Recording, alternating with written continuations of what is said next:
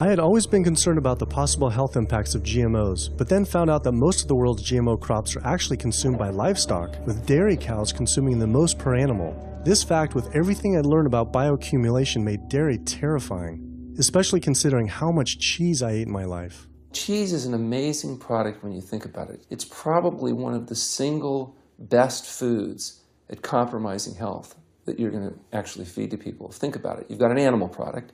So you've got all the issues of biological concentration. You have a highly processed food product. And not only does it have naturally a lot of saturated fat, but you put a lot of salt into it. There's a strong link between dairy foods and autoimmune diseases. And so that can show itself up as excessive production of mucus and exacerbation of asthma in kids who are prone to that, and even adults. And also there's an association between dairy foods and multiple sclerosis and type 1 diabetes, which is an autoimmune disease, and other rheumatologic problems. Cow's milk is baby calf growth fluid.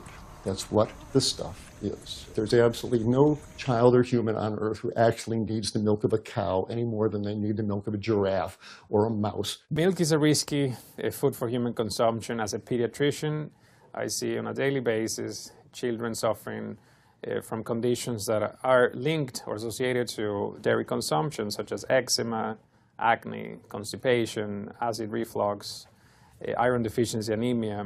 Cow's milk protein is the most allergenic food. People say, well, no, I want hormone-free, not injected with bovine growth hormone. But milk is this hormonal fluid, so it's just packed with sex hormones and natural sex steroid hormones like estrogen, progesterone. In fact, doesn't matter if it's conventional milk, doesn't matter if it's organic milk. Milk without hormones, it's an oxymoron. Organic dairy has just as much saturated fat and cholesterol and galactose and all the things that you don't want as conventional dairy. Dairy products in general have a lot of other products associated with it, not the least of which is pus. I mean, they actually have laws limiting how much pus you can actually have in a milk and still sell it. I believe it's like 750,000 pus cells per cc. Because, I mean, you wouldn't want too much pus and it would be like pure pus. People might object. In fact, you could think of cheese as kind of coagulated cow pus, if you would.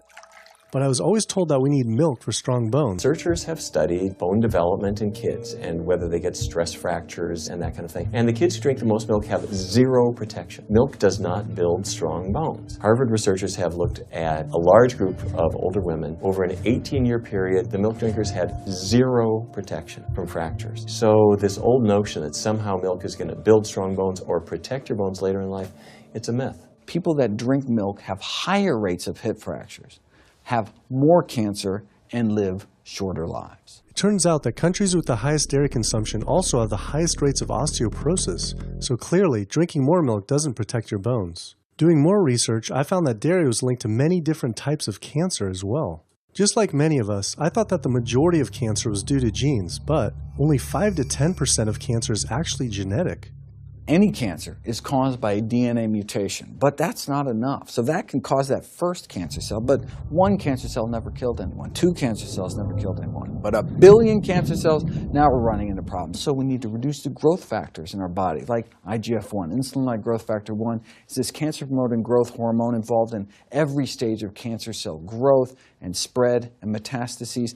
Any animal protein boosts the level of IGF-1. Dairy products increases your risk for various forms of cancer, especially those related to your hormones. So breast cancer, prostate cancer, ovarian cancer. So this is not a product, even in its most pure state, you want to be consuming because it does come with risk. I found out that dairy can increase a man's chance of getting prostate cancer by 34%. And for women who've had breast cancer, just 1 serving of whole dairy a day can increase their chance of dying from the disease 49%, and dying from anything 64%.